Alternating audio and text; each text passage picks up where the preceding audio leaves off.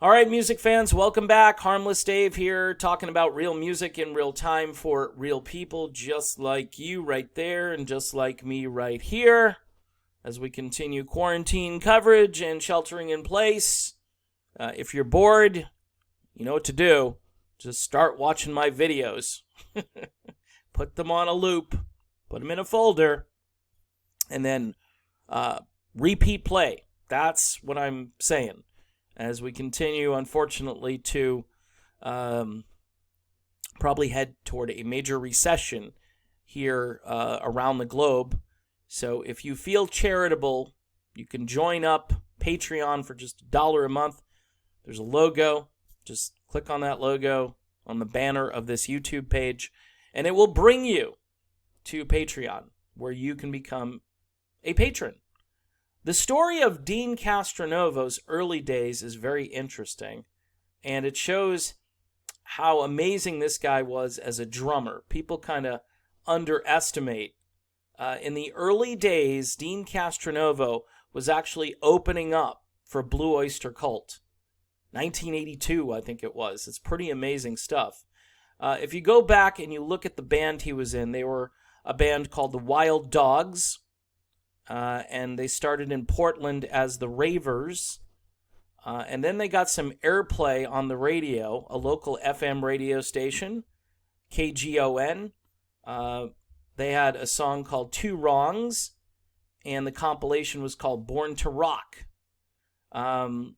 Leader McCourt saw a one-time news segment on a new music television cable channel, MTV, about Shrapnel label president Mike Varney, who was searching for unsung guitar heroes.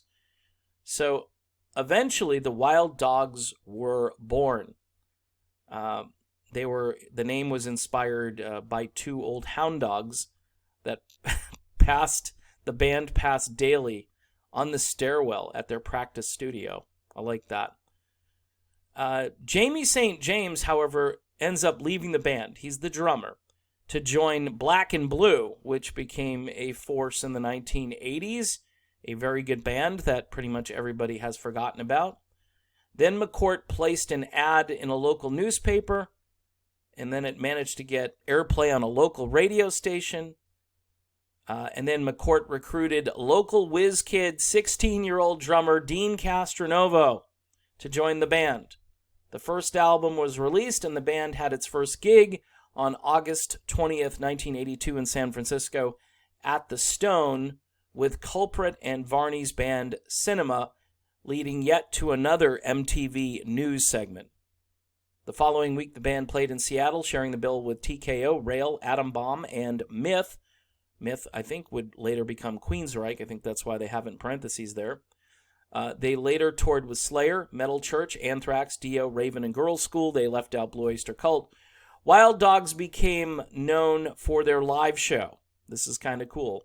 McCourt's use of spiked baseball bats, blow-up dolls, and other props, and Castronovo's twirling and stick juggling showmanship, the band earned its wild bad boy reputation.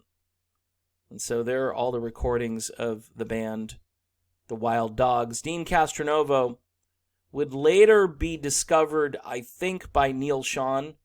Neal Schon was the guy who, I don't know how he first came to notice Dean Castronovo, but would, of course, later recruit Dean for Bad English.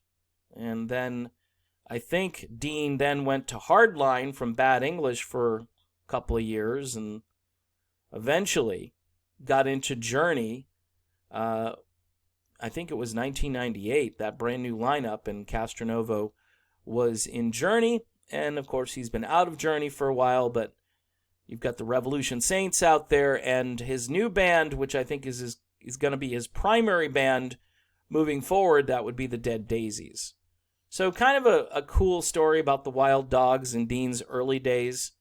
I know he was on the Fire of Unknown Origin tour with Blue Oyster Cult at one point, opening up, which had to be just a huge, honor to be on that tour, because that was one of their better albums. And I'm sure a lot of people got to see the 16-year-old whiz kid on drums, who is now, in his 50s and still singing as well as anybody in his age and weight class. I mean, he's like 120 pounds soaking wet or something like that. But the dude can play drums like few others, and he's a talented rock and roll drummer. This is why any band that has Deen Castronovo in it, it's like, a double, triple threat. He's a showman, he's a great player, and he can sing. He'll climb out from behind the kit and go up front with somebody playing acoustic guitar and bang out like Maggie May or something. I mean, the guy has just got, lots and lots of talent. Yes, I'm jealous, but I consider Deen a friend, so it's okay. It's all right. I can live vicariously through him. All right, so there you have it. The story of Deen Castronovo in the Wild Dogs. Roof. Who let the dogs out? Probably Castronovo. He probably let them out. All right, in any event, that's just dumb. In any event, I'm done. Thanks for watching. Don't forget to subscribe, hit the bell for notifications, and please, folks, Patreon, stay safe, wash your hands a lot. See you soon.